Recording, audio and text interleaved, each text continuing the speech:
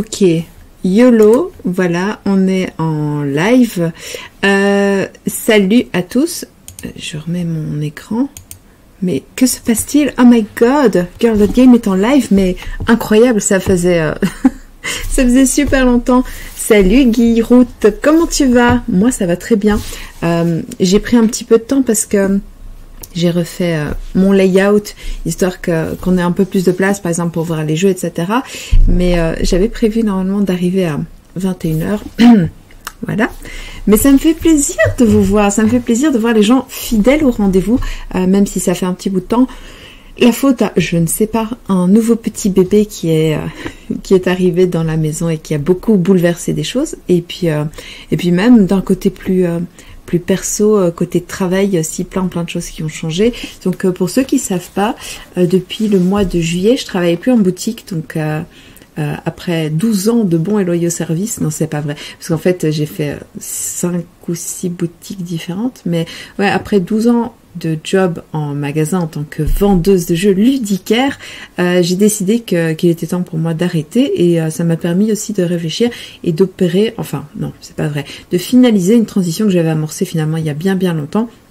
Et donc maintenant je vais continuer à toujours faire le contenu que je fais sur Girl.Game, ça change pas, au contraire ça pourrait même favoriser des posts plus réguliers et des créations un peu plus un peu plus suivies, parce que maintenant je vais m'occuper des réseaux sociaux de plusieurs éditeurs, donc c'est déjà le cas pour l'instant. J'ai 4 réseaux sociaux dont je m'occupe, et peut-être 2 qui vont arriver d'ici la fin de l'année. Donc c'est assez cool parce que ça m'oblige à me focaliser sur certains jeux et réfléchir de manière plus synchronisée, en me disant que j'optimise mon temps pour à la fois faire mon job et à la fois faire mes créations perso. En tout cas c'est très cool, c'est hyper intéressant, valorisant, exaltant, parce que ça m'oblige à être salut les premiers pulse, ça m'oblige à être un peu plus créative et plus suivie, et donc c'est très cool. Pour ceux qui connaissent pas les premiers pulse qui viennent de s'abonner, ce sont des professionnels du monde du jeu qui ont notamment plusieurs cordes à leurs arcs, tels que animer des quiz musicaux pour faire découvrir les jeux de société, mais pas que. Ils font aussi de l'animation avec leur petite ludo mobile, et donc c'est assez cool d'aller voir leur compte Insta, il y a des trucs très chouettes à découvrir. Salut Univers Board Game, salut Mimlodomo et Julien, bienvenue, ça me fait plaisir de vous voir ici. Et donc j'avais décidé de faire ce débrief. Je suis pas sûre que je vais pouvoir voir tout ce que j'avais prévu de vous présenter, parce que j'ai pas mal de choses. J'ai pris énormément de photos. Comme c'était le salon professionnel de Vichy, c'était l'occasion de vraiment découvrir des sorties futures et à venir. On va pas se mentir, il y a beaucoup de choses qu'on avait déjà vues à Paris Ludique, mais c'est pas grave parce que comme ça on va pouvoir remettre un petit œil dessus, surtout que nous, entre nous, on s'est pas vu depuis longtemps. Mais de rien, pour la presse, ça me fait plaisir parce que vous faites des trucs cool, et donc je trouve ça chouette de se soutenir entre pros du monde du jeu et d'un petit peu mettre en avant le travail de chacun, parce que c'est du boulot. Il y a encore bien des gens qui continuent de penser que quand on fait des contenus sur les jeux de société, ça veut dire qu'on est passionné, et que évidemment la passion, comme chacun le sait, ça paye les loyers. Tout à fait.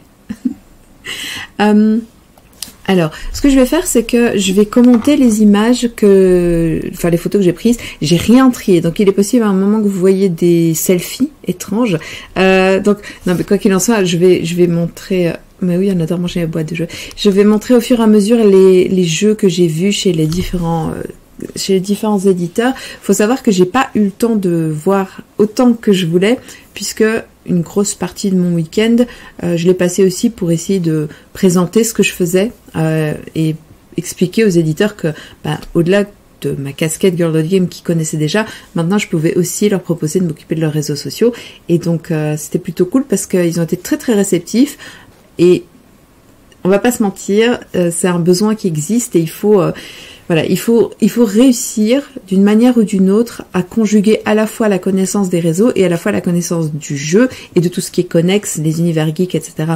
Et c'est c'est une chance pour moi parce que c'est des choses avec lesquelles j'ai des affinités naturelles, donc c'était plutôt cool de voir que les gens étaient aussi intéressés par les nouveaux services que je proposais, donc qui sont de l'animation sur les réseaux sociaux, de la création de contenu, de la rédaction. D'ailleurs, pour ceux qui sont intéressés, j'ai commencé à écrire pour le site Campus Tech. Alors vous le connaissez peut-être pas, mais vous allez certainement bientôt être spammé. Campus Tech, en fait, à la base, c'est un site qui est axé jeux vidéo et qui, depuis quelques mois, a amorcé sa reconversion. Donc ça parle toujours de jeux vidéo, mais ça parle aussi de jeux de cartes à collectionner, de jeux de rôle, de jeux de société, beaucoup. Donc on est une équipe de plusieurs rédacteurs.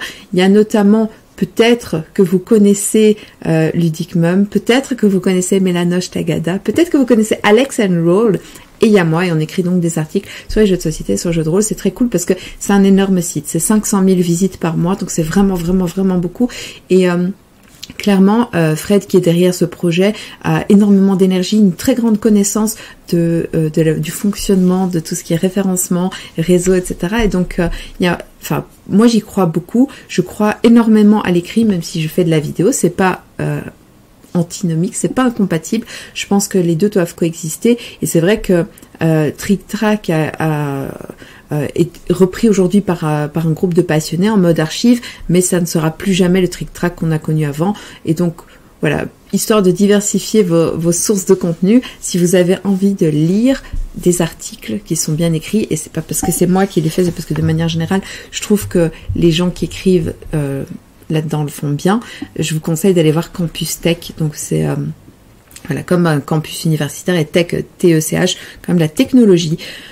Voilà, donc ça c'était pour l'aspect un petit peu des dernières petites news. On y reviendra un petit peu à la fin du live, ou peut-être pas, je sais pas, on verra. Mais on va essayer surtout de voir un petit peu les nouveautés, donc ce qu'on a vu à Vichy. Et ce que je vais faire, c'est que je vais passer dans un autre écran, un écran vertical. Alors, ma toute première heure, mon heure d'arrivée à Vichy, j'ai vu donc, attendez, je change juste voilà la vue, je vais la mettre ici, mais évidemment ça ne marche pas. Attendez, je change juste les écrans, comme ça c'est mieux, voilà. Ah non, non, mon image a disparu, pourquoi tu me fais ça? Ah voilà. Ok, comme ça c'est nickel. Donc la première chose que j'ai vue, c'est Septima. Donc c'est un nouveau jeu qui sort chez Super Meeple. Après Pagan, il y a donc Septima qui est toujours sur la thématique des sorcières, des pouvoirs magiques cachés, etc. C'est un peu une vibe pour l'instant, et je pense que c'est lié à plein de choses, mais notamment au fait que Halloween se rapproche tout doucement. Et donc Septima, c'est un gros jeu, malgré la thématique, on pourrait croire, mais en fait non, c'est quand même du gros jeu, dans lequel on va devoir invoquer des sorcières et fabriquer des potions magiques en récoltant des ingrédients. Le seul truc, c'est que vous avez ce plateau central sur lequel vous allez évidemment vous déplacer pour faire plein de trucs, notamment récolter les fameux ingrédients, mais au fur et à mesure que vous allez essayer de soigner les gens qui sont malades dans le village, vous allez aussi monter votre niveau de visibilité, de repérage, appelez ça comme vous voulez, mais votre niveau de suspicion, et les chasseurs de sorcières vont vous avoir vraiment pas à la bonne. Et en fait, votre but, c'est d'essayer de faire votre job, donc de soigner les gens, tout en essayant surtout de devenir la Septima, donc c'est-à-dire que c'est un peu la sorcière suprême, donc c'est celle qui est au-dessus de toutes les autres. Et évidemment, il faut un peu jouer des coudes, donc on va pouvoir aussi faire en sorte d'essayer de dégager la suspicion sur les autres pour être sûr que son groupe de sorcières puisse accéder au pouvoir. C'est super beau, c'est assez riche en termes de contenu, que ce soit par rapport aux recettes que vous allez devoir faire, par rapport au fait de devoir gérer la suspicion qui pèse sur vos sorcières, etc. Donc c'est assez cool, ça me plaît beaucoup. J'aimerais vraiment bien jouer une partie, donc je pense que je vais demander à Super Meeple si on peut faire un partenariat là-dessus, parce que je crois qu'il y a moyen de faire quelque chose de très très cool. Et puis le matos, comme d'hab, est dingue. On peut dire qu'en termes d'édition, Super Meeple, je pense que ça fait partie des éditeurs qui vont vraiment le plus possible mettre en avant l'édition de leurs composants de jeu. Donc ils vont sélectionner des trucs qui localisent, qui ont vraiment une présence sur table importante et qui ont vraiment de la gueule, et c'est super soigné à chaque fois. Je trouve ça vraiment vraiment génial. Donc je trouve le look super beau de ce jeu. C'est Septima, Et normalement, ça devrait sortir tout bientôt. C'est du classement expert, donc voilà.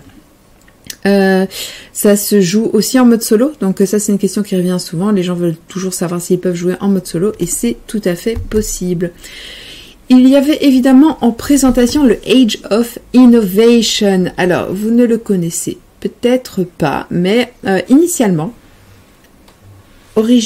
fut le verbe d'abord Terra Mystica. Un gros jeu de gestion, construction, donc la gestion de ressources, de la construction, de la conquête, c'était Terra Mystica qui a ensuite donné Projet Gaïa, qui était sa version dans l'espace, très très très similaire en termes de règles et en termes de gameplay, si ce n'est que je pense que c'était les religions dans Terra Mystica qui avaient disparu dans Projet Gaïa. Et puis, il y a eu très récemment Terra Nova, que je dois encore vous présenter, que j'ai joué, que j'ai beaucoup aimé, qui est la version light. Alors, je dirais pas familiale, mais je dirais initiée. Oui, c'est de l'initié. Donc, c'est une version light de Terra Mystica qui est plus courte, plus condensée, beaucoup moins technique, bien que toujours assez stratégique. Et maintenant, Age of Innovation, c'est Terra Mystica, mais en version plus poussée, plus compliquée, plus long, plus lourd. Donc vraiment du gros brûle-neurones. Ça c'est si vous êtes amateur de ce genre de jeu, que vous avez envie de pousser le truc encore plus loin. Et ce qu'on retrouve dans Age of Innovation, comme dans Terra Mystica, comme dans Terra Nova, c'est toujours cette espèce de gestion en 3 temps d'une ressource que vous allez pousser dans un endroit, puis dans un autre, avant de pouvoir l'utiliser. Donc une espèce de planification assez compliquée, très très prise de tête, et voilà, mais assez cool quand même. Albataru, je vois que tu es fan de Projet Gaïa.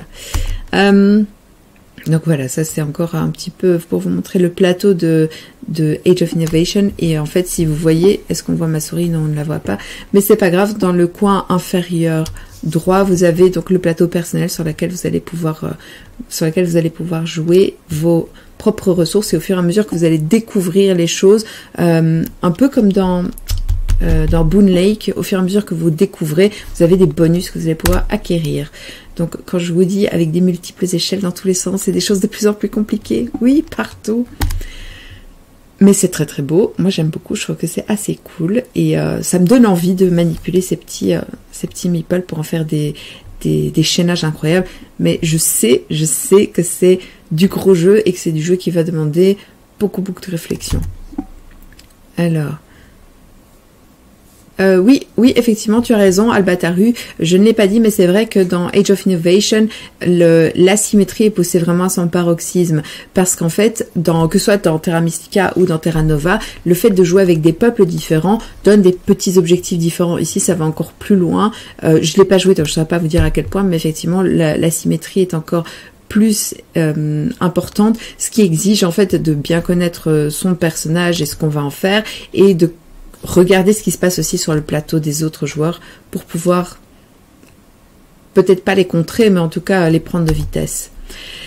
La chose la plus importante de tous ces salons, c'est l'extension de Ark Nova. Alors, l'extension de Ark Nova, c'est Marine Worlds. Donc, nous avions eu une incroyable blague de Super Meeple pour le 1er avril qui présentait une extension ou une version de Ark Nova en dinosaure Jurassic Park, mais ça n'arrivera jamais, sauf si Fireland nous entend et décide de le faire quand même, ce serait incroyable.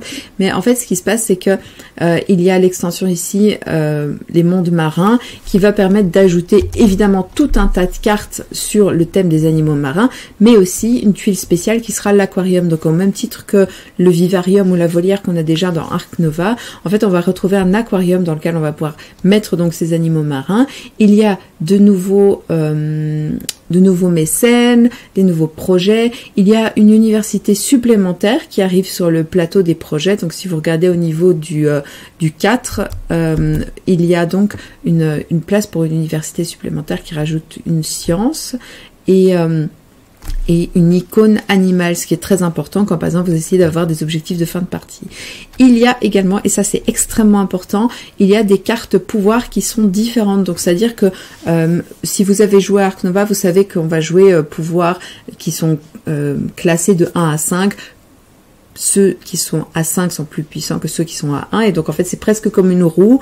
Donc et salut Grisha, bienvenue. Donc on va jouer de ces différents pouvoirs et on peut les améliorer en disant par exemple quand je construis maintenant je peux construire 2 bâtiments au lieu de 1, etc. Et bien donc il y a maintenant de nouveaux sets de pouvoirs qui permettent d'avoir des améliorations qui sont différentes de ce qu'on a vu jusqu'à maintenant. Donc c'est très très cool, vraiment important, et je pense qu'il y a moyen de créer quelque chose pour vraiment bien renouveler Ark Nova avec cette extension. Voilà, comme ça vous voyez, ça c'était évidemment la version anglaise parce que on n'a pas encore de boîte pré-prod disponible, mais comme ça j'espère que ça peut vous hyper un petit peu. Oui, et là vous voyez les petits aquariums qui sont des tuiles de 2, parce que évidemment les animaux marins on peut les stacker en 3D, il n'y a pas de souci, il y a de la place. Ensuite, on passe chez Lucky Duck. Donc, il y a beaucoup de nouveautés chez Lucky Duck. On est un petit peu dans la course à celui qui éditera le plus de trucs, et Lucky Duck est quasiment en tête. Il y a donc ces petites pièces spéciales qui sont très très cool. D'ailleurs, je ne les ai pas prises, je les ai laissées dans ma boîte là-bas, mais ce sont des pièces en métal qui peuvent... c'est du gadget, hein, c'est 100% gadget, mais moi, en tant que collectionneuse de gadgets, et notamment surtout des pièces en métal, je suis du genre à acheter un jeu version collector rien que pour ça. Ça permet d'enrichir visuellement un jeu. Vous avez plusieurs thématiques. Vous avez une thématique Moyen-Âge, donc médiévale, qui va un peu avec tout. Moi, c'est celle que j'ai prise. Vous avez du Cthulhu. Je l'ai pas prise parce que j'en ai marre de Cthulhu. Vous avez des pièces asiatiques, donc trouées en carré. Vous avez également des pièces vikings et des magiques. Donc ça, c'est assez bien parce que vous pouvez utiliser ça pour du jeu de rôle, pour du jeu de société, pour ce que vous voulez. Ensuite, on regarde Vagrant Song. Vagrant Song, ça pourrait se traduire par le chant des vagabonds, si vous voulez. Parce qu'en fait, on va monter dans un train spécial. Salut Pénélope, bienvenue, ça me fait plaisir de te revoir. Ça m'a fait plaisir de te voir tout ce week-end. Et donc, Vagrant Song, en fait, c'est le chant des vagabonds parce que vous êtes un peu comme... les vagabonds de l'ère Charlie Chaplin. Donc vous montez dans ce train qui va vers nulle part et vous allez rencontrer des fantômes, mais au lieu de leur casser la gueule, vous allez essayer de les apaiser en réussissant certaines séquences. Donc ils ont des demandes particulières, chacun des fantômes, et donc ça va être de se placer à tel endroit, de faire une telle réussite, de leur montrer certains objets, etc. Et donc c'est assez cool parce que il y a toujours cet aspect très stratégique. C'est un peu du dungeon crawling parce qu'on a cet aspect de avancer, se déplacer, trouver des trucs, mais il n'y a pas l'aspect se battre. Et donc en fait les fantômes, une fois qu'ils sont apaisés, ils sont partis et vous avez tout un tas de scénarios qui vous permettent de vous confronter. On est pratiquement plus de l'ordre du casse-tête un peu narratif que du Descent ou un truc comme ça. Donc Vagrant Song, ça me hype beaucoup. En plus, j'adore le design. Je me demande si on n'appelle pas ça Rubber comique ou un truc comme ça, mais c'est des personnages un peu mous, un peu comme Cuphead avec des grands yeux, très bizarre, vraiment un style un peu années 30-40 comme ça. C'est voilà, c'est très intriguant. En plus avec les personnages en acrylique, j'aime beaucoup, et c'est très drôle parce qu'en fait, je sais plus, il y a pas mal de jeux qui utilisent maintenant de plus en plus les personnages en acrylique. On l'a vu dans le jeu Versailles à Vichy, on l'a vu aussi dans le jeu Altered que je vais vous montrer. Donc il y a pas mal de on quitte la figurine et on arrive dans le petit personne acrylique, très sympa, très beau et mieux que le standy en carton.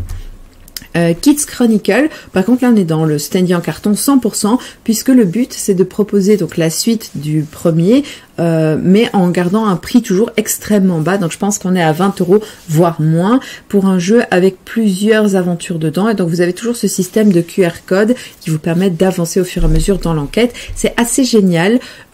Moi je pense que c'est probablement un de mes jeux d'enquête préférés pour les enfants, parce que il a un côté à la fois magique, qui prend pas les enfants pour des cons, mais qui les fait rêver quand même. On est allez, je trouve qu'il y a un petit peu une vibe presque comme un type de BD que j'adore, Bergère guerrière et Lightfall, qui sont des bandes dessinées pour enfants, mais pas que, en tant qu'adulte, c'est l'éclate à lire, mais qui ont un truc un peu...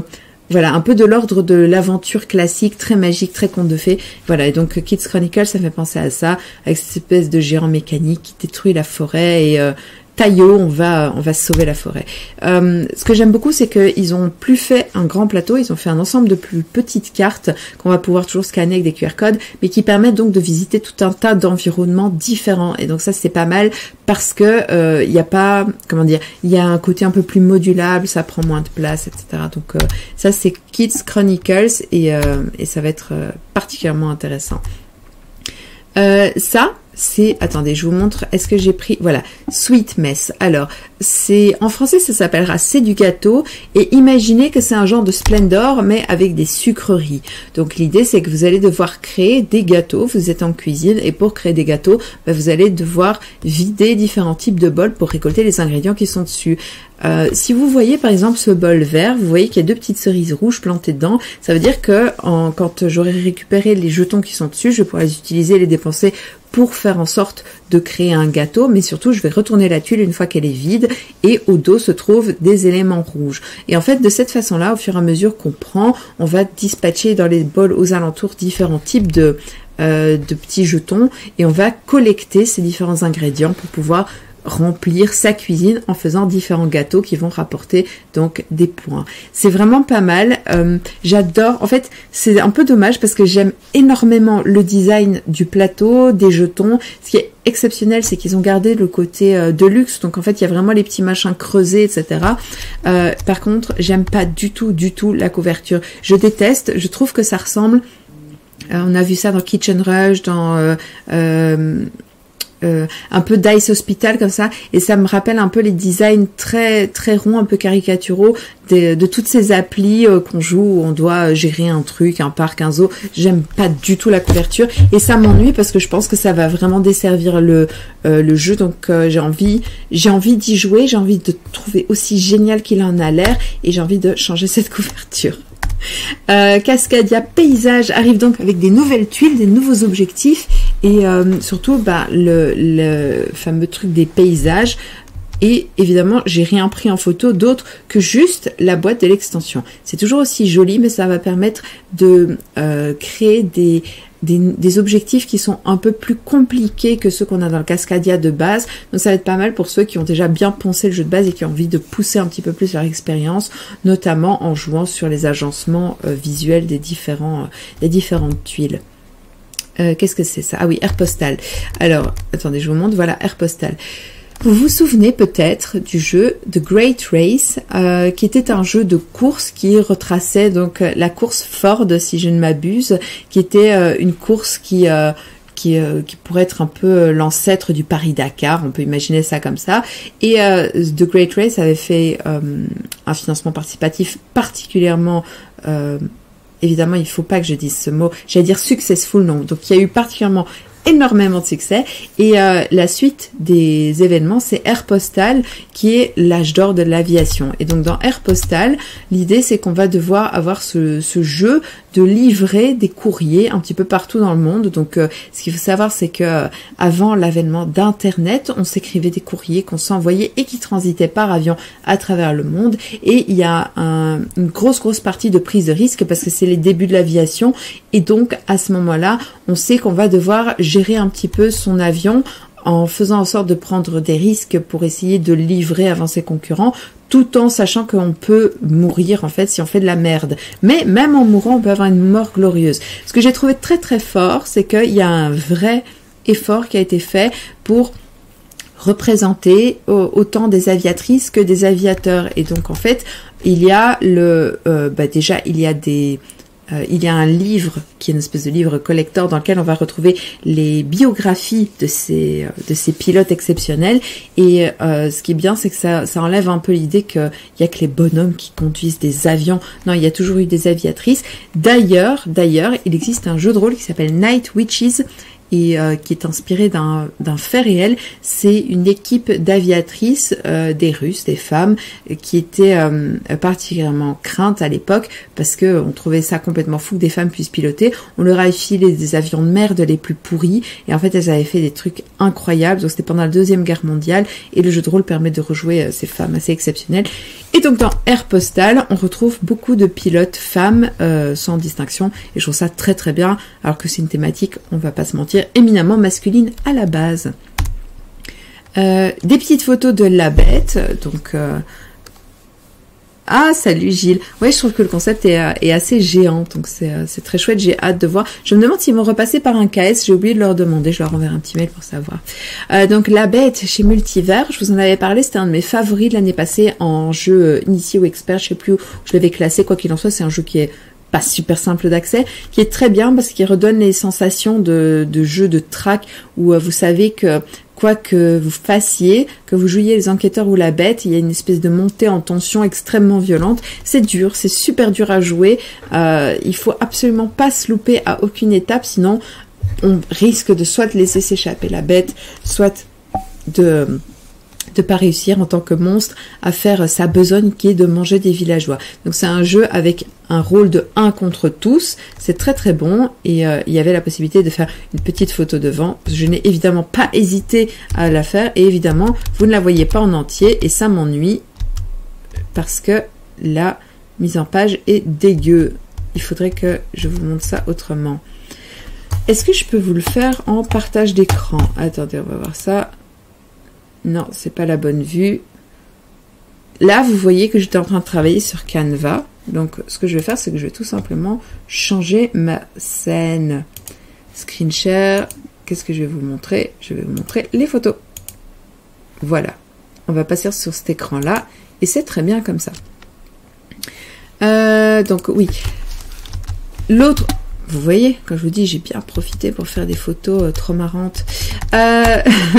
L'autre jeu qui était présenté chez Multivers, c'était Rock Festival. Alors, j'aime énormément l'idée. Donc, c'est en partenariat avec un festival qui s'appelle Crescendo, qui est un festival de rock progressif, un peu du rock ok, quoi, pas le rock qui fait peur. Et l'idée, c'est que on va pouvoir jouer en coopération pour organiser son festival de rock. Et donc, c'est-à-dire qu'on va devoir faire en sorte de recruter des bénévoles, de survivre aux événements négatifs tels que la canicule, la pluie, le vent et des hooligans et tout ce que vous voulez. Et surtout, essayer de recruter des stars pour pouvoir avoir un festival qui en jette à mort. Et en fait, c'est très très cool parce que ça permet de découvrir des artistes qu'on connaît pas forcément. Alors, on n'est pas tous des grands rockers dans l'âme. Moi, mis à part mes grandes années métalleuses quand j'étais adolescente, j'ai vraiment laissé tomber. J'écoute plus du tout ce genre de musique et je me suis dit, mais en fait, ça peut être génial de m'y remettre à travers ça. Donc, c'est pas un jeu que pour les amateurs de rock, mais on va dire que clairement, principalement, ils vont se faire plaisir avec ce genre de truc. Oui, j'ai fait des photos des gens aussi sur les stands. Et donc ça c'est Sébastien, je crois qu'il s'appelle, qui a une boutique qui s'appelle Tonton Renard et qui travaillait avec les gens de Multivers pour présenter les jeux. Ensuite, je suis passée au Randolph comme une malpropre, donc je suis passée en coup de vent en leur disant oui j'ai le temps, et puis en fait je me suis rendu compte que j'avais un rendez-vous, donc on a quand même eu le temps de jouer à Romirami, qui moi me ravit. C'est un petit jeu rapide, excellent pour jouer en famille parce qu'on a un petit peu cette idée de jeu de rami. On récolte des cartes, quand on en a assez, on peut les poser pour faire des suites ou des genres de brelans, ou enfin de paires, appelez ça, enfin non, des ensembles de cartes, soit les mêmes, soit qui suivent, soit les deux. Et si en plus on arrive à placer dans l'objectif des cartes qui ont le symbole demandé, ben on fait encore plus de points. C'est d'une simplicité enfantine parce qu'en fait, tu ramasses des cartes, quand tu peux, tu poses tes suites et tu gagnes l'objectif. Et c'est tout. Et au bout de... Une fois que quelqu'un a gagné 4 objectifs, on compte les points. Parce que parfois, on aura tendance à rusher pour essayer de prendre vite les objectifs aux autres. Mais en fait, on risque en faisant ça, par exemple, de prendre que des objectifs nuls et de perdre la partie. Il y a ça, le quiz de poche. J'en ai demandé un parce que je trouve que le principe est absolument adorable, trop génial. Donc, j'ai un petit quiz de poche moi-même ici. C'est un jeu de voyage, c'est un quiz d'aventure. Donc, en fait, l'idée, c'est que vous avez une espèce de grande carte postale que vous voyez en photo, là, qui est très cool. Et à chaque fois, vous avez des étapes qui vous disent, ok, un peu à la Candy Crush, tu poses 3 questions niveau 1. Ici, tu poses 3 questions niveau 2. Ici, tu poses 4 questions de chaque niveau, de chaque thématique, etc. Donc il y a des thématiques célébrités, cuisine, je crois, des lieux et je sais plus quoi encore. Il y a donc ces 4 thématiques qui sont très très chouettes et qui sont vraiment pour tout le monde. Et en fait, si on réussit à répondre aux questions sans se tromper, on peut gagner des étoiles. Par contre, si on se trompe, on va devoir défausser des petits jokers et donc ça va nous faire perdre des points. Et donc dans la poche, qui est une poche en jeans avec une tirette. Déjà ça, je trouve ça brillant. Vous avez le petit stickers que vous pouvez coller sur votre bagnole une fois que vous avez terminé l'entièreté de l'aventure. Mais je ne crois pas que ce soit possible. Je pense que c'est trop difficile et je pense que je collerai le stickers quoi qu'il arrive. Et donc, vous avez la règle au dos de la carte et puis vous avez la grande carte sur laquelle vous allez pouvoir avancer dans chacune des étapes et je trouve ça assez cool. Voyons les thématiques héros, tourisme, invention et gourmand. Donc c'est ça, la bouffe, les trucs qu'on fait, les endroits à visiter et j'avais dit célébrités mais c'est les héros et voilà, ça va être tout un tas de questions sur ces 4 thématiques. D'ailleurs je vais ouvrir un truc comme ça je vais voir si vous savez répondre, soyez attentifs. Alors, ça va être, par exemple, je vous demande dans la thématique héros, la question numéro 1, donc a priori la plus faible. La pièce Hamlet de Shakespeare est-elle une tragédie, une comédie ou une farce? Je crois que je dirais une tragédie. Oui, une tragédie. Qu'est-ce qu'on me dit? C'est bel et bien une tragédie. J'ai jamais lu, j'ai jamais vu la pièce Hamlet. Quel est le plus ancien parc national des États-Unis? Everglades, Crater Lake ou Yellowstone? J'ai du mal à penser qu'ils auraient mis comme parc national les Everglades, qui est, si je me trompe, un ensemble de marais dégueux avec des crocodiles. J'ai jamais entendu parler de Crater Lake, donc j'aurais tendance à dire Yellowstone parce que il y a plein de trucs absolument grandioses et ça a toujours été comme ça. Qu'est-ce que c'est? C'est bien Yellowstone. Voilà, donc là, on aurait avancé d'une étape. Donc c'est ce genre de questions, mais vous avez des trucs aussi super compliqués, du genre, que signifie le mot d'origine iroquoise Kanata, qui a donné le mot Canada? Village, forêt ou rivière? J'en sais foutre rien. J'aurais tendance à dire forêt, mais pas sûr. Donc voilà, c'est assez cool, c'est un super chouette concept, ces petits jeux de poche, petits jeux de voyage, donc c'est vraiment pas mal du tout. Et je pense que c'est, si je me trompe pas, distribué en magasin déjà, parce que il y a, donc c'est les jeux Randolph, donc ce sont les jeux du bar à jeux québécois, mais il me semble qu'ils ont un partenariat avec Gigamix, si je m'abuse, et donc une distribution dans les boutiques francophones, belges, françaises, etc. Qu'est-ce qu'on a vu d'autre? Ça, c'est chez Yellow, donc mon rendez-vous en retard. Hungry Monkey, qui est une énième variation du jeu du golf, donc 4 cartes cachées que vous ne pouvez regarder que en vous débarrassant de cartes qui sont dans votre main, qui vont déclencher les pouvoirs.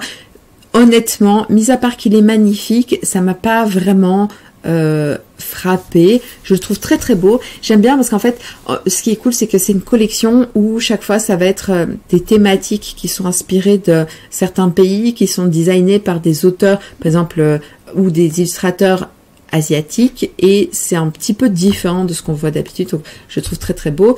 Et ça, Tales on Fire, ça me plaisait beaucoup au niveau du design et puis en plus l'histoire est cool, c'est inspiré de la légende des opossums qui raconte que grosso modo les opossums n'ont pas de poils sur la queue parce que ils se sont brûlés en transportant le feu, enfin voilà, donc je me souviens un peu très bien de la légende mais je l'ai lu quand j'étais petite et c'est très très joli. Il y a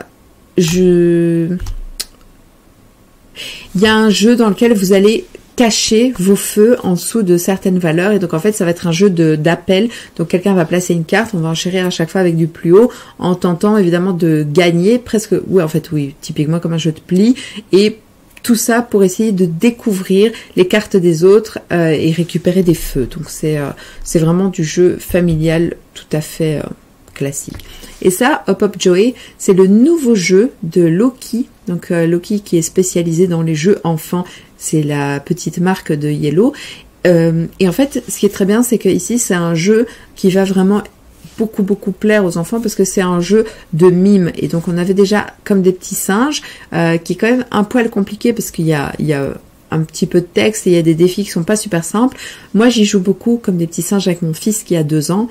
Et donc, je me rends compte en fait, parce qu'on ressort le jeu, puis on n'y joue pas pendant plusieurs semaines, puis on revient, et il est dans une phase où il apprend énormément et beaucoup, mais il y a quand même toujours des choses qui sont un petit peu difficiles.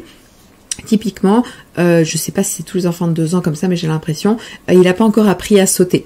pas tout à fait. Et donc, ce genre de truc, c'est pas mal parce que ça permet de faire ce défi physique et de aussi noter l'évolution petit à petit, comment les enfants sont capables de réaliser les défis qui sont demandés. Et donc, Bob Joey, typiquement, aussi des défis physiques avec ces petits ronds qu'on va pouvoir jeter et l'enfant va pouvoir parce qu'on les jette par terre, ils sont immenses, l'enfant va pouvoir faire les défis comme le kangourou, puis un petit tablier pour ranger ses défis réussis et tout. Donc, c'est très mignon.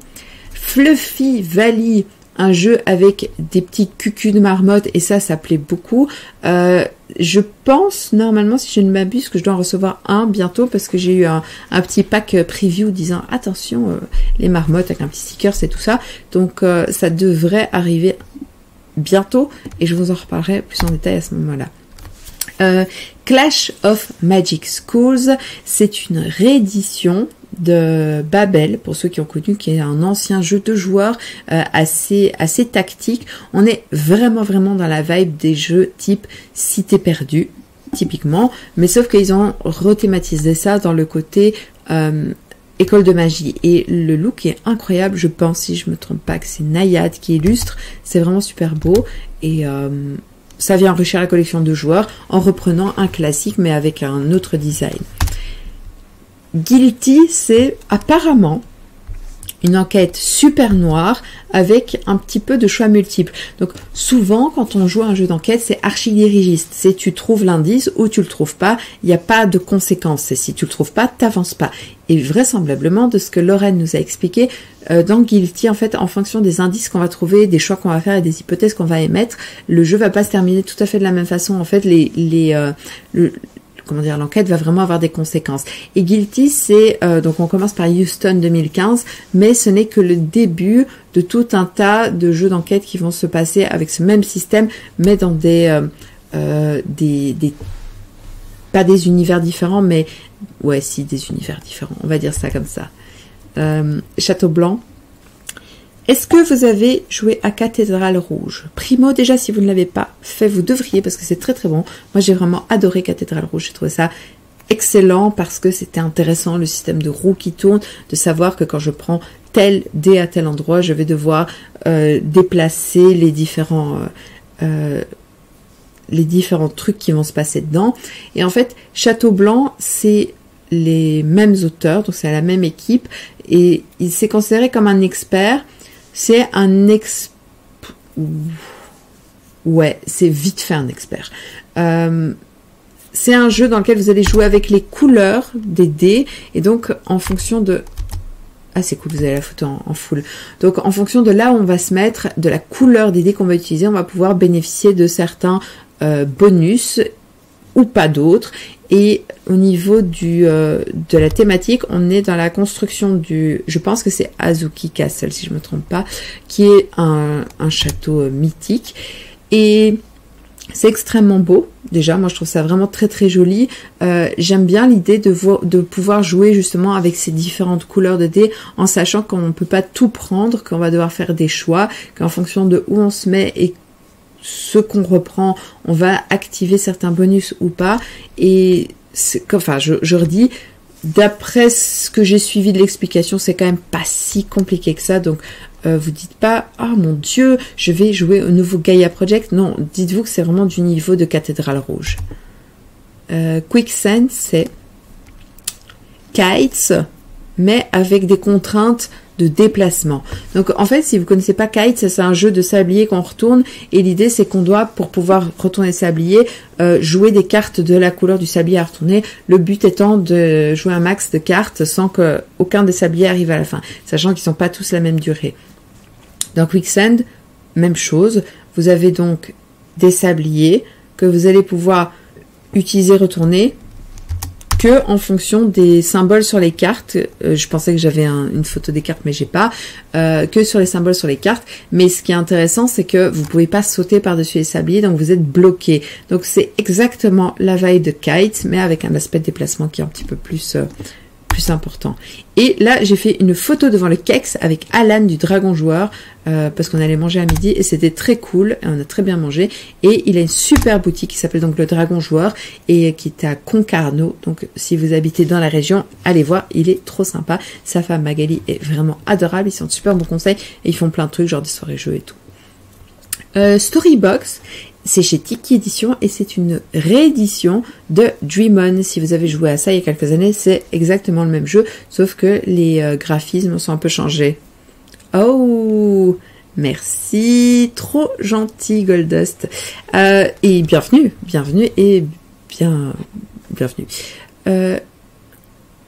Même Ludomo, tu dis l'intérêt à ce second jeu de Quicksand par rapport à Kites, je te dirais que c'est l'aspect de déplacement qui va rajouter une couche de complexité en plus en fait. Donc en plus tu as un système de scénario où on te dit utilise tel sablier, mets les trucs dans tel ordre et tout, parce que les sabliers également comme dans Kites n'ont pas la même durée de vie. Et donc Dream On, qu'est-ce que c'était? Dream On, c'était un jeu, au-delà du fait que c'est aussi une chanson de Aerosmith, ou je me trompe, c'était un jeu coopératif dans lequel on allait raconter une histoire. Donc on avait le temps d'un sablier pour raconter une histoire. Donc c'est-à-dire qu'on avait des cartes dans sa main avec plein d'illustrations très oniriques, très spéciales. Et on allait les jouer, et en mode cadavre exquis, on allait chacun placer une carte en racontant un bout d'histoire. Une fois qu'on avait placé toutes ces cartes, à la fin du temps écoulé, on allait devoir re-raconter l'histoire, mais en recommençant dans la première carte. Et en fait, vous voyez que sur la carte du dessus, là, vous avez un +2, +1 et -1. +2, c'est quand on arrivait à se souvenir soi-même de tout seul de la carte qu'on avait jouée, donc de ce qu'on avait raconté. Le +1, c'est quand on se faisait aider de quelqu'un d'autre, qui disait si, rappelle-toi, c'était le moment où tu as mis le chat. Ah oui, et donc j'avais dit que le chat m'avait protégé de l'infestation des mythes géantes. Et -1, c'est quand on se trompe. Et donc en fait, on redéroule ce qu'on a raconté. C'est super rigolo, c'est très chouette. Voilà, donc ça me plaît beaucoup. Mais parce que j'avais déjà aimé Dream On, et donc ça ressort dans une boîte un peu plus petite, et il y en aura deux. Donc il y a celui-là, Dreams and Nightmare, et il y en avait un autre qui était Aventure, avec des dessins un petit peu plus enfantins pour pouvoir jouer avec des mômes. Donc c'est très très cool. Storybox à venir chez Tiki. Perfect Words, chez ma boîte. Regardez comme elle est jolie.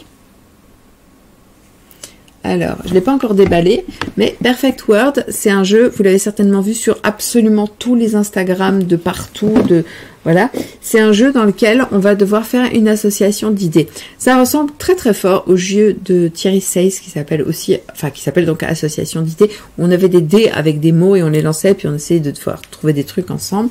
C'est un peu ça, sauf que là, il n'y a pas d'aspect rapidité dans Perfect Words, et on ne va pas avoir d'aspect hasard non plus, puisqu'on a à sa disposition une dizaine de mots, et en fait, on va à chaque fois poser des cartes côte à côte, en essayant de faire comprendre aux gens l'idée qu'on a eue. Donc, par exemple, si je mets, je sais pas moi, prenons l'exemple ici, animal, pirate et coloré, qu'est-ce que vous pensez qui peut aller et qui serait des mots-clés? Donc, animal, pirate et coloré. Moi, j'écris secrètement. Pour l'indice numéro 2, j'écris perroquet. Et en fait, si on est plusieurs à avoir perroquet, à ce moment-là, on va marquer des points. Et en même temps, on est en coopération, donc on essaie de faire en sorte que tout le monde devine. Si je regarde animal, géant, feu, je me dis, ça doit être dragon. Et donc, c'est assez cool parce qu'il y a des croisements. Animal, géant, feu, c'est dragon, mais géant et arbre, c'est séquoia. Donc c'est très très bien. Moi j'aime beaucoup, c'est tout à fait ma came. Il y a un peu une vibe comme dans un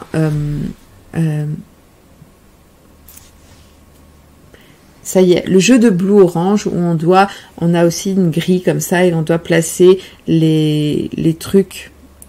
On doit placer genre A2, c'est tel truc et au fur et à mesure on remplit la grille. Ça s'appelle quelque chose, on va retomber dessus. Donc c'est vraiment dans ce genre d'idée et ça me plaît beaucoup.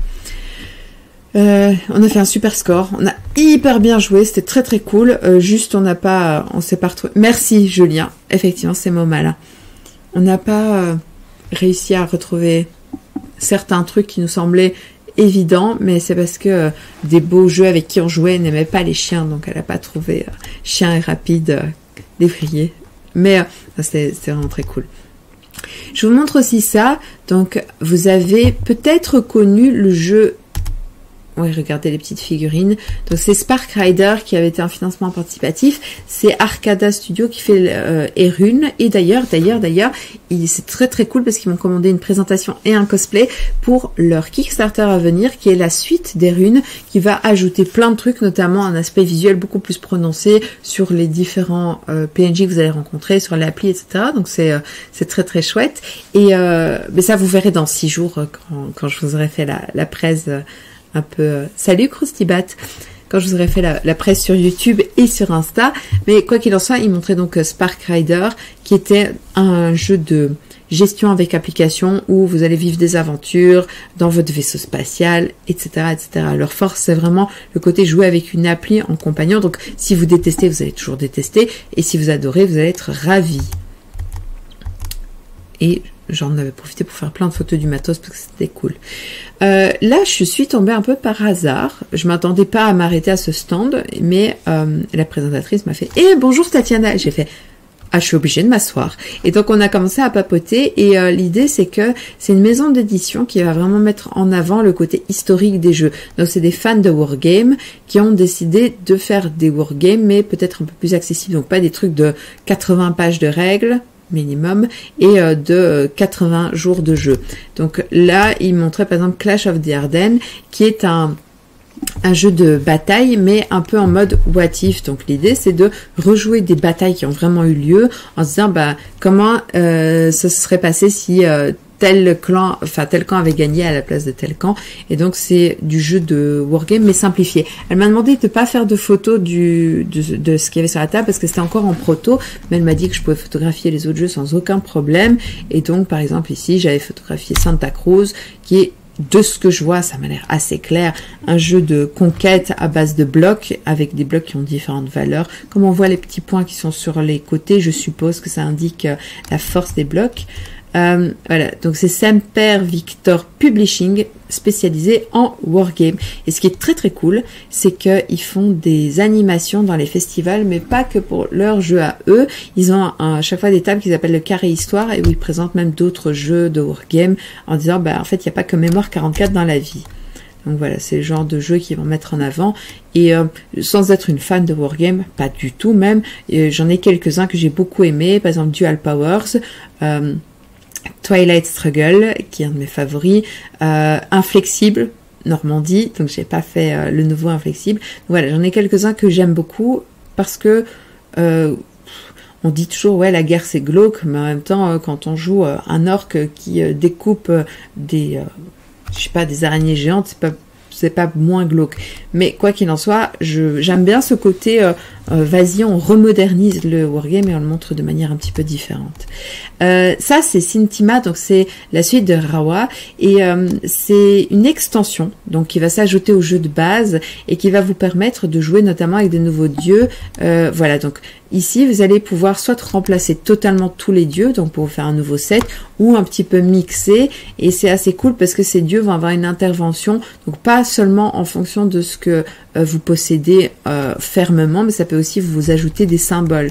Et il y a aussi ici des personnages de départ que vous pouvez sélectionner et qui vont faire un petit départ asymétrique. Donc c'est toujours magnifique, et je suis très très curieuse de voir en termes de méca comment ça s'imbrique avec l'autre. Et ça c'est Synchro, alors j'y ai pas joué, mais je vais vous le résumer, c'est The Crew, mais pas en jeu de pli. Donc en fait l'idée dans Synchro, c'est que vous allez avoir des monstres qui sont placés ici avec une espèce de mise en place. Vous voyez la petite carte noire et blanche, c'est un peu ça. Vous faites votre mise en place et chacun de ces monstres a une valeur. Il faut savoir qu'on a une main de cartes et en fait on va poser ces cartes pour essayer d'atteindre la valeur des monstres. Alors il faut savoir que chacun des monstres a un petit peu sa propre manière de gagner, enfin pas de gagner, mais de réagir aux cartes que vous posez. Donc par exemple, les vertes, les petits champis, vous permettent de repiocher des cartes, ce qui est pas mal parce que normalement on peut pas du tout. Les jaunes, c'est les dragons. Ça c'est assez complexe parce qu'en fait, si vous dépassez sa valeur, vous avez perdu en fait, et donc le dragon reste en place. Et c'est assez cool parce que vous n'avez pas le droit de vous parler. Vous pouvez pas dire ah tiens vas-y sur le dragon je mets un 4, toi tu mettras un 3 pour le buter. En fait vous faites j'ai une main nulle, j'ai une main ok ou j'ai une main vraiment cool. Et ça permet de déterminer les autres savent si vous avez beaucoup de cartes avec des valeurs hautes ou au contraire avec des valeurs basses et à quel point ils doivent vous entraider puisqu'on joue les cartes face cachée et c'est seulement après qu'on va révéler ce qu'on a joué sur les monstres. Donc c'est intéressant, franchement ça me titille. J'ai pas aimé The Crew, mais je pense que ça va pas être pareil parce que c'est simplifié et surtout qu'on peut jouer à deux. Et ça, c'est la photo de l'avant-première de World Wonders, qui est donc nouveau jeu Super Meeple qui va sortir début 2024, janvier. Et World Wonders, c'est un jeu de... Je vous montre. Oh, mais non. Mais c'est trop nul. J'ai absolument pas fait de photo du plateau. J'ai pas fait de photo quand j'étais en train de jouer. Comment vous expliquer ça? World Wonders, il y a un peu une vibe à la Tapestry, notamment parce qu'on va construire des grands bâtiments en 3D sur un plan.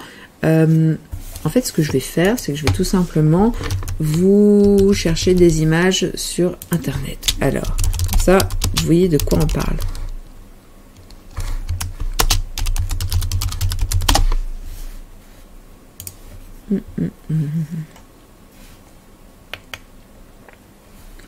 Alors... Ouais, je crois que... Ouais, bah c'est pas foufou.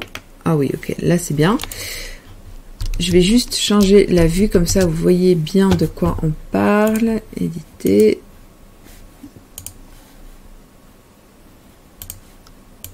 Voilà. Voilà, ça c'est beaucoup mieux. Donc, en fait, vous voyez ici que vous avez... différents grands monuments que vous allez construire en respectant des règles de pose. Donc en fait, tout le monde va avoir devant soi un petit un espace en fait qui est votre plateau personnel et dessus vous allez pouvoir placer soit des grands monuments comme ça, soit des petits monuments qui vont vous permettre d'avancer sur plusieurs pistes. En fait, à votre tour de jeu, ce que vous allez pouvoir faire, c'est acheter des tuiles qui sont ces tuiles-là et qui ont une valeur. Et en fait, au fur et à mesure que vous les placez, vous allez pouvoir ensuite répondre aux conditions des monuments. Et les conditions des monuments, attendez, je reviens en arrière. Voilà, les conditions des monuments vous disent par exemple, pour construire la pagode, vous devez avoir une tuile bleue et vous devez en plus vous tenir contre une construction naturelle. Et donc en fait, enfin pas une construction naturelle, un petit élément comme ça, un rocher avec de l'herbe, voilà. Et en fait, au fur et à mesure, vous remplissez et vous allez gagner des points de victoire de plusieurs manières différentes. Alors déjà, la manière principale de gagner des points de victoire, c'est grâce aux différents monuments que vous allez construire. Donc vous voyez qu'il y a des petits anneaux, ça vous donne des points.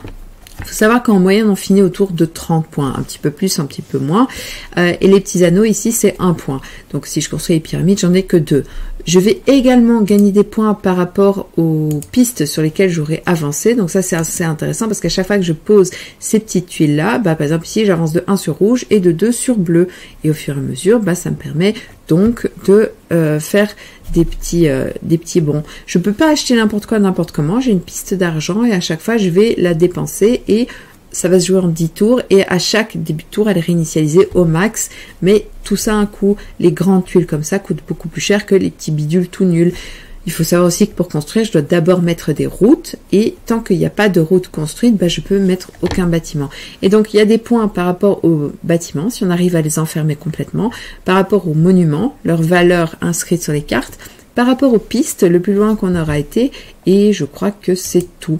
C'est du jeu initié, c'est très très intéressant, moi ça m'a beaucoup plu parce que c'est...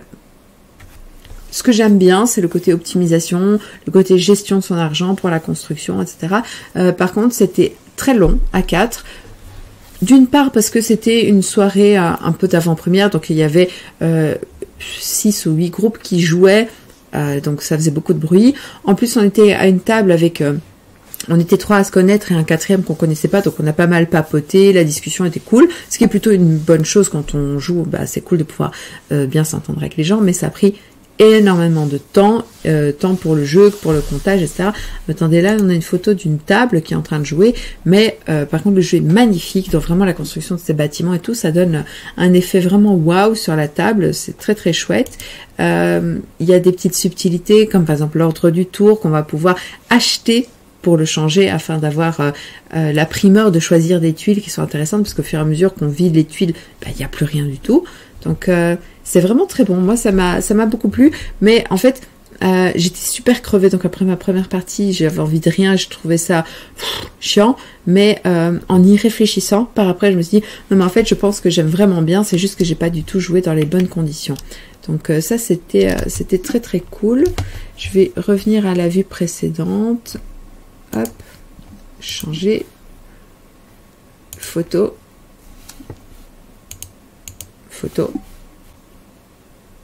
et ça ne veut pas. Pourquoi est-ce que tu me montres ça? On s'en fout. Eh ben non, il veut pas me montrer la photo, à moins que... Ah voilà, ça c'est mieux. Donc voilà, c'était l'avant-première sur World Wonders, très intéressant. Et le lendemain, je suis retournée sur le stand de Randolph pour terminer pour terminer le rendez-vous que je n'avais pas pu finir, et j'ai enfin joué à ce jeu d'ambiance qui s'appelle Away, qui est un jeu de connaissance de l'autre. En fait, on va mettre 5 actions, activités, choses, et on va devoir les classer de 1 à 5 secrètement. Donc tous les autres vont voter en disant ouais, je pense que toi en numéro 1 tu auras mis ça, c'est ta passion, ça tu trouves ça très nul. Et en fait c'est vraiment un icebreaker. Voilà, mis à part que c'est un peu humoristique et que le design est vraiment super beau, ça révolutionne pas du tout, c'est un icebreaker énième comme les autres. Ça par contre, Seaside, ça tue, c'est vraiment génial, ça m'a énormément plu. Seaside, c'est un jeu dans lequel vous allez piocher ces jetons dans un sac, et en fait, quand vous les prenez, vous choisissez sur quelle phase vous la jouez. En fait, le but, c'est de créer son petit littoral. Donc, littoral, ce sera le nom du jeu en français. Quand je pose mon jeton, en fonction de ce que j'ai choisi comme face, soit je le mets au centre de la table et il est dans la mer, soit je le mets devant moi et je compose donc le début de mon littoral. Et en fait, l'idée c'est que, par exemple, quand je mets un petit coquillage, il se passe rien. Quand je mets un deuxième coquillage, il se passe rien. Mais par contre, quand je vais commencer à mettre des sables, en fait, si je mets assez de sable, je peux récupérer les coquillages qui sont au centre de la table. Je vais également mettre des petites crevettes, mais je peux pas les ramasser, sauf si je pioche un oiseau qui va pouvoir aller chercher les crevettes. Il y a un petit peu un aspect de stop ou encore, parce qu'on peut rejouer certains jetons, etc. Il y a de la prise de risque extrêmement intéressante.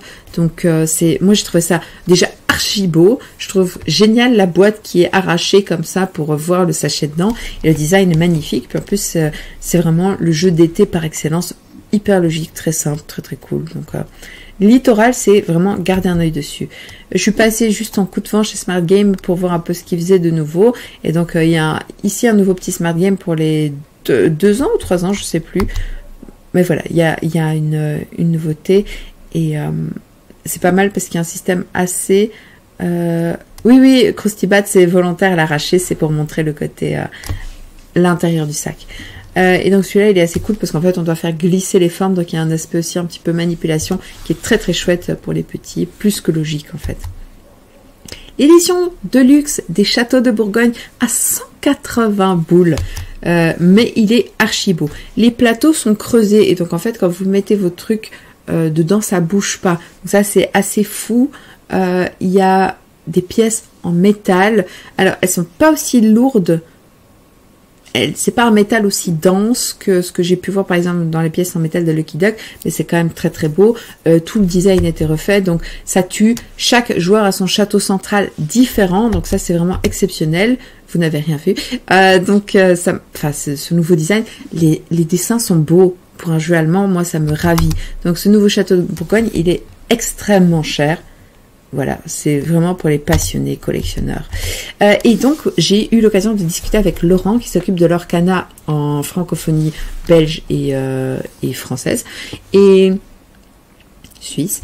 Et donc, l'Orcana, le 2e chapitre va sortir en novembre. Donc ce qui est très cool, c'est que il m'a garanti qu'il allait m'envoyer les deux petits decks de départ, et puis à côté de ça je vais devoir de mes propres deniers aller acheter des boosters, mais c'est très cool parce que j'ai quasi fini ma collection du 1er chapitre. Il me manque 4 cartes pour terminer la collection, notamment grâce à des échanges que j'ai fait avec Flo Siriex, parce qu'il a commencé aussi à s'y mettre. Après, moi je m'en cache pas, j'ai vraiment eu un énorme coup de cœur pour le jeu. J'y joue beaucoup. J'aime le faire découvrir à des personnes. D'ailleurs, j'ai joué sur le salon et je joue juste avec les decks de départ. Je m'en fous de... Enfin, c'est pas que je m'en fous de les améliorer. C'est que je joue pas dans cette optique-là. Je joue parce que j'aime vraiment, vraiment le jeu et que pour moi, les decks de départ suffisent. Et à côté de ça, j'ai l'esprit de collectionneuse et donc je remplis ma farde petit à petit. C'est un pur bonheur. Donc, je comprends. Il y en a qui sont contre. Mais moi, l'Orcana, c'est vraiment... c'est le jeu qu'il me fallait en termes de jeu à collectionner. Et puis c'est beau. Et donc il y aura des nouveaux accessoires. Donc le focus pour les protège-cartes, ça va être mis sur Raya. Donc vous voyez que c'est le petit dragon ici. C'est un chouette Disney, faut vraiment le regarder. Et les nouveaux playmats sont magnifiques. Ça va être la bête et Winnie l'ourson. Les fardes, pour les ranger, je les achèterai jamais parce qu'il n'y a pas assez de place pour mettre les 204 cartes. Un nouveau Villainous qui arrive, c'est les vilains, les scumbags. Donc les salopards de l'univers de Star Wars. Il y en a 3 nouveaux. Et il y a surtout, ça vous vouliez le voir, c'est le personnage de l'étrange Noël de Monsieur Jack, Oogie Boogie, et vous allez pouvoir ajouter à votre Villainous un perso. Et alors ils ont décidé de le faire en solo parce que il y a trop de matos pour lui et donc ça aurait été trop cher de l'ajouter dans une boîte de 3. Donc j'ai pas vu le prix, mais de toute façon ce sera probablement assez élevé parce que les Villainous sont vraiment pas donnés. Et puis un nouveau Echoes que j'aime toujours. Et voilà. Et donc ensuite il reste vraiment plein de trucs que je voudrais vous montrer, mais je pense que ce qu'on va faire c'est qu'on va interrompre le stream ici parce que j'ai pas de j'ai l'intention de faire une suite demain parce qu'il me reste quand même quelques petites choses à vous montrer et j'ai pas envie de trop condenser, il est presque minuit donc on va s'arrêter ici. Et puis ça fait déjà 1 heure de stream, je trouve que c'est pas mal, c'est une durée très correcte et ce qu'on fait c'est qu'on se dit qu'on se retrouve demain à 22h parce que je préfère streamer plus tard le soir histoire de pas marcher sur le créneau des autres. Donc on se retrouve demain et puis de toute façon il y aura toujours le replay pour ceux qui veulent. En tout cas moi ça m'a fait plaisir, vous avez été très calme en fait, je trouve très peu de commentaires, vous avez écouté religieusement les présentations des jeux. C'est pas grave, Croustiba, tu pourras regarder le replay si tu veux demain, la première partie. Mais quoi qu'il en soit, je suis très heureuse d'avoir pu montrer un petit peu des jeux. Et ouais, j'ai encore d'autres trucs ici, des petites boîtes mystérieuses que je vous montre vite fait. Et dont je vous parlerai plus en détail demain. Alors, sur ce, jouez bien. N'hésitez pas, ceux qui étaient à Vichy aussi, montrer vos petites trouvailles, raconter ce que vous avez trouvé, ce que vous avez essayé. S'il y a des trucs qui vous hype, vous le dites en commentaire, comme ça on va pouvoir en discuter un peu plus. Et ah oui, pendant la pause. Et comme ça, on peut aussi sentir un petit peu ce qui va se passer pour le futur. Y a-t-il des choses qui vont vraiment se démarquer ou des feux de paille qui vont disparaître au bout de quelques semaines seulement parce que le jeu, on va pas se mentir, disparaissent de plus en plus vite, des radars. On va se dire au revoir, on va se faire des bisous et on va se dire à la prochaine.